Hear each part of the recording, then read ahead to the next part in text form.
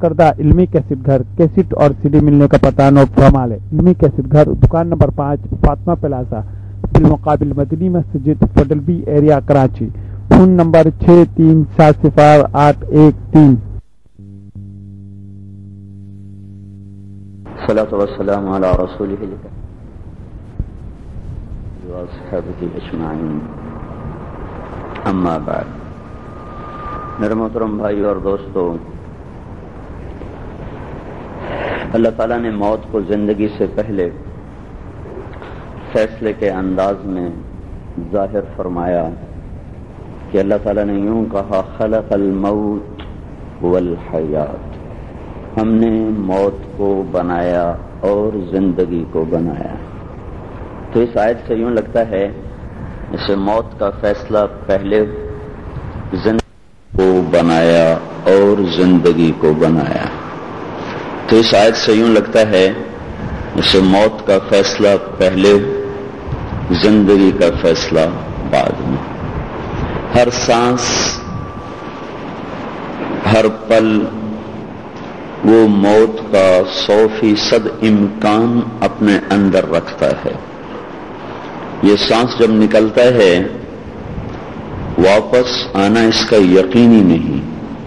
ایک لمحے سے دوسرے لمحے میں جب زندگی داخل ہوتی ہے تو اس کو آگے راستے کا ملنا یقینی نہیں، ممکن ہے یہیں اختتام ہو جائے۔ تو اللہ تعالیٰ نے فرشتوں سے کہا، میں ایک مخلوق پیدا کرنے لگا زمین پر۔ اب زمین تو فرشتے دیکھ رہے تھے، کہنے لگے یا اللہ یہ تو چھوٹی سی ہے، بھر جائے گی، کیسے رہیں گے؟ اللہ تعالیٰ نے فرمایا میں موت پیدا کروں گا، اٹھا لوں گا۔ تو پھر فرشتوں نے کہا تو پھر وہ کام کیسے کریں گے؟ ان کا دل کیسے لگے گا؟ جس چیز کو چھوڑ جانا ہو کبھی بھی آدمی اس پہ جان نہیں مارتا۔ ہم سفر کرتے ہیں، سارے ہی آپ سفر کرتے ہیں، تو واپس آنے کا فکر ہوتا ہے، کام کو نمٹا کر، وہاں کی کوئی چیز اچھی ہو یا بری ہو، گزر گئے، دیکھا گزر گئے، دلچسپی تو نہیں ہوتی۔ تو فرشتوں نے یہ سوال کیا کہ جب انہیں یہ پتا ہوگا کہ یہ چھوڑ کے چلے جانا ہے تو پھر وہ کام کیسے کریں گے؟ نظام تو ختم ہو جائے گا۔ تو اللہ تعالیٰ نے ارشاد فرمایا میں ان میں امید پیدا کروں، ان میں تما پیدا کروں، تو وہ اس امید پر چلتے رہیں گے، یوں سمجھیں گے ابھی بہت وقت ہے، ابھی بہت وقت ہے۔ اس بات کو ہمارے نبی نے فرمایا، ان اخوف ما اتخوف علی امتی الہوى وطول الامل، مجھے سب سے زیادہ جو اپنی امت پر خوف ہے دو باتوں کا ہے۔ ان دو باتوں میں نہ فقر و فاقہ ہے، نہ دنیا کی پریشانیاں اور موت ہے، بلکہ فرمایا الہوى وطول الامل۔ پہلی چیز جس کا مجھے ڈر ہے وہ یہ ہے کہ میری امت نفس کی غلام بن جائے گی۔ میرے بھائیوں، پڑھا بھی اور دنیا بھی پھری، بہت بری غلامی ہے کسی کی بھی ہو، وہ کافر کی ہو تو بہت ہی بری ہے، لیکن سب سے بری غلامی ہے اس نفس کی غلامی۔ اس سے بدترین غلام زندگی میں کوئی نہیں دیکھا۔ پھر اس کو میں حدیث کے ساتھ عرض کرتا ہوں۔ ہمارے نبی نے فرمایا بئس العبد عبد طمع يقوده، بئس العبد عبد هوى يضله، بئس العبد عبد رغب يضله۔ بدترین غلام ہے، بہت برا غلام ہے، سب سے ذلیل غلام ہے جو نفس کا ہو گیا، جو خواہش کا غلام ہو گیا، جو لذتوں کا غلام ہو گیا، جو چوپڑی روٹی کا غلام ہوا، جو درہم و دینار کا غلام ہوا، جو نفس کی خواہشات کا غلام ہوا، یہ سب سے بدترین غلامی ہے. تو ہمارے نبی نے فرمایا مجھے سب سے زیادہ ڈر اس بات کا ہے کہ میری امت نفس کی غلام ہو جائے گی. جب آدمی نفس کا غلام ہوتا ہے پھر اللہ اس کے رسول کی غلامی میں آنا مشکل ہو جاتا ہے. کافر کی غلامی میں اللہ رسول کی غلامی اختیار کی جا سکتی ہے. موسیٰ علیہ السلام 40 سال فرعون کی غلامی میں رہے. یحییٰ اور زکریا علیہ السلام ساری زندگی یہود کی غلامی میں رہے. تو کافر کی غلامی میں تو نبی زندگی گزار گئے. تو نفس کی غلامی میں آ کر آدمی اللہ اس کے رسول کا باغی ہو جاتا ہے کہ مجھے یہ ڈر ہے کہ میری امت نفس کی غلام ہو جائے گی. دوسرا کیا فرمایا؟ وطول الامل.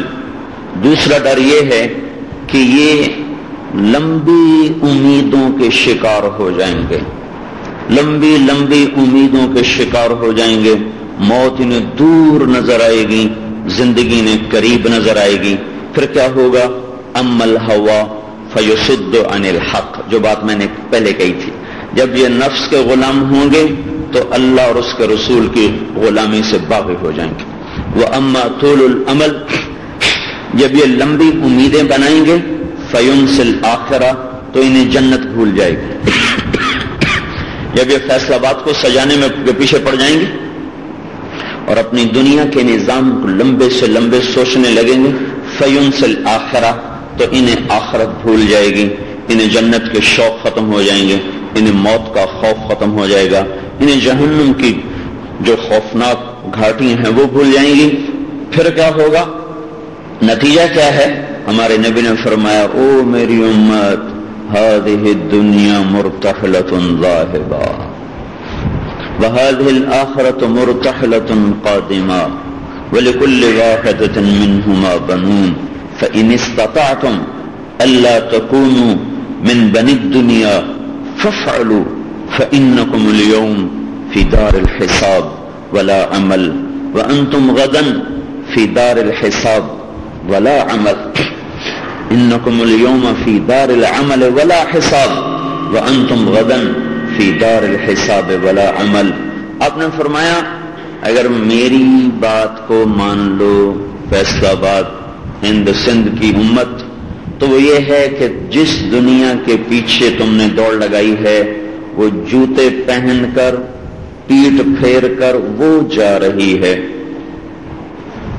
ایک آدمی یہاں سے اٹھا، ممکن ہے ادھر بیٹھنے جا رہا ہوں، یا ممکن ہے ادھر بیٹھنے جا رہا ہوں، لیکن ایک آدمی یہاں سے اٹھا، سیدھا اس نے جا کے جوتا پہن لیا ہے، تو اب یہ واپس نہیں آ رہا، باہر جا رہا ہے.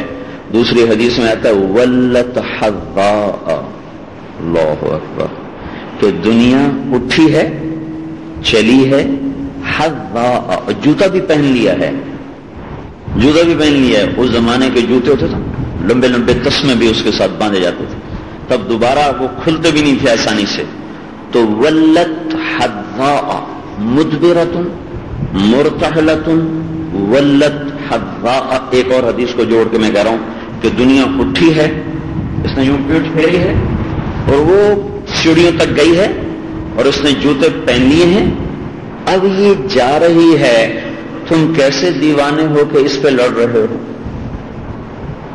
وَهَذِهِ الْآخِرَةُ مُرْتَحِلَةٌ قَادِمَةٌ، اور یہ آخرت تمہارے سروں پر آ کر تمہارے آنگن میں اتر چکی ہے، تمہارے صحن میں اتر چکی ہے. آخرت اور قیامت تمہارے صحن میں اتر چکی ہے. لہذا میں تمہیں نصیحت کرتا ہوں، دنیا کی دوڑ نہ لگانا، جنت کی دوڑ لگانا. آج عمل ہے، کوئی حساب نہیں ہو رہا، کل حساب ہوگا، پھر کوئی عمل کا موقع نہ مل سکے گا.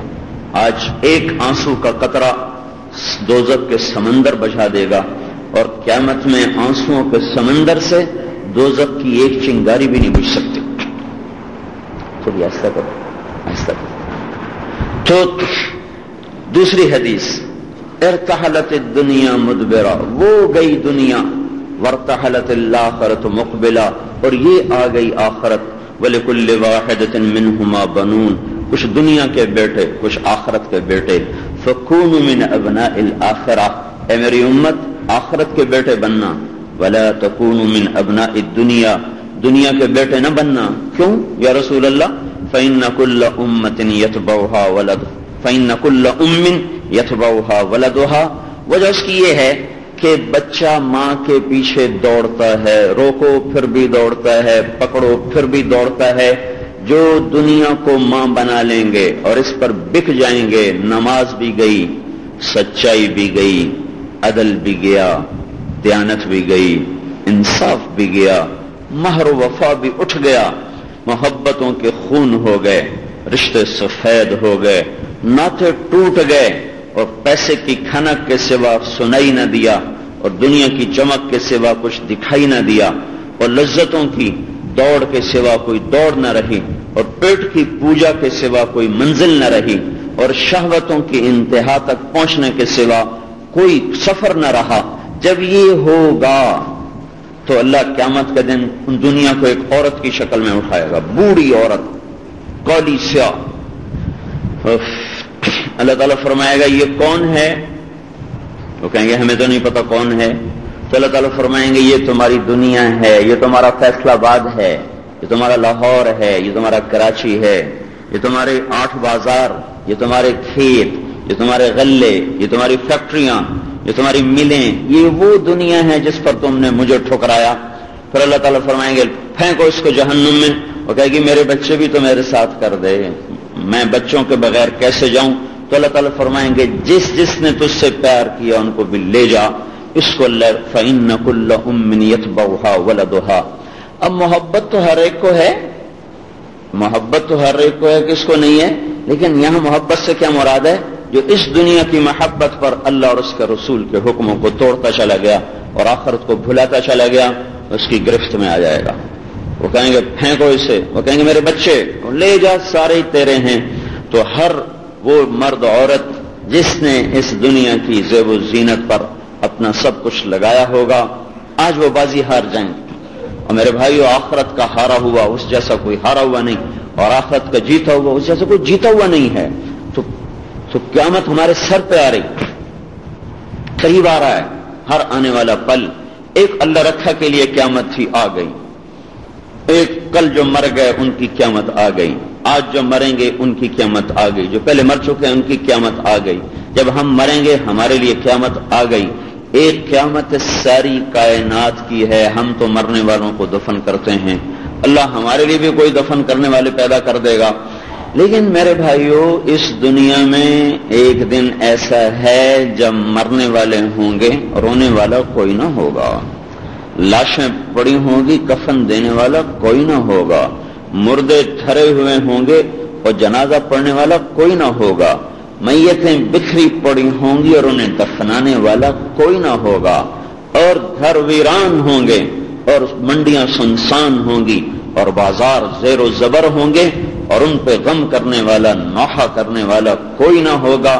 سورج جو زمانے کے انقلاب دیکھتا آیا، چاند جو دنیا کی نیرنگیاں دیکھتا آیا، تارے جو قوموں کے عروج و زوال کو دیکھتے چلے آئے، یہ ہوا، یہ فضا، یہ درخت، یہ دھرتی، یہ آسمان جو چشم دید گواہ تھے پچھلی قوموں کی ذلتوں اور عزتوں کے، آج یہ بھی سو جائیں گے، آج یہ بھی بکھر جائیں گے، آج یہ بھی مر جائیں گے.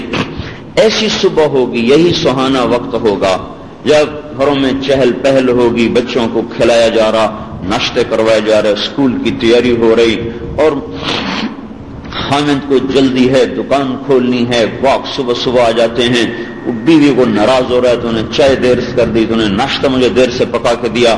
کئی تیز دکانوں کو پہنچ کے کھول رہے ہیں، کئی جھاڑو دے رہے ہیں، کئی تھان ٹھیک کر رہے ہیں، اور کئی پیکٹ سجا رہے ہیں. کہیں ایک حدیث میں آتا ہے کہیں گاہک آ جائے گا اور دکاندار ایسے کپڑے سے، وہ میٹر سے کپڑا ناپ رہا ہوگا، کتنے جی؟ 10 میٹر. اچھا جی، وہ یوں ناپ رہا ہے، اور اس نے کینچی اٹھائی اور یوں ڈالی، اور ادھر گاہک نے پیسے نکالے جیب سے اور گننے لگا، اس کو 500 روپے دینا. وہ گن رہا ہے، یہ کینچی ڈال رہا ہے، اور ادھر ایک حالی زمین میں ہل ڈال چکا ہے.